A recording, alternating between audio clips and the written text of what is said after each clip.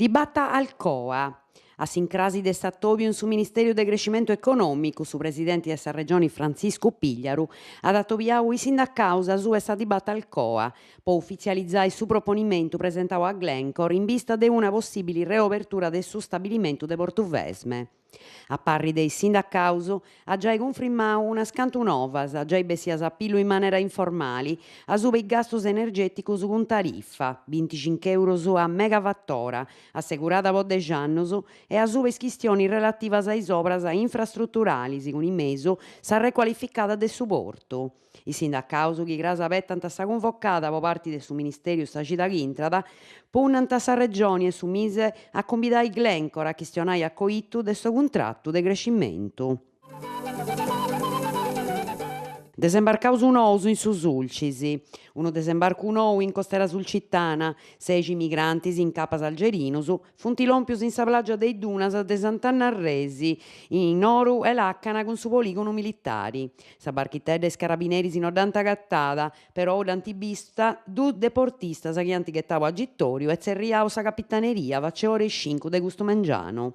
Commenti funt lompius in su logu i militari s'ant rentrazzau ai du migrantis chi per istanti fiant lompius in terra frimma. Appustisi de sessi firmaus in su parcheggio de sa plagia, ci dus ant accompaggiaus in Casteddo. Custu mengianu atru disterraus funt lompius in costera de Santo Antiogu, in località di Durri. Su numeru des extracomunitarius è lompiu duncas a 40 in unu mengianu scetti. Letturas a celu graru in Carbonia. Su 28 de custu mesi in Carbonia est in programma Flashbook, letturas a celu graru. Flashbook est una contesida di attovius cursus e debatas dedicaus a sa lettura, con una contesidas in parco e prazzas de totu Italia. In Sardigna dus faint vinas a su 31 de su mese argiolas e antallompi in totu i localidades chi faint parti de su SBIS, su sistema bibliotecario interurbano de su Sulcisi.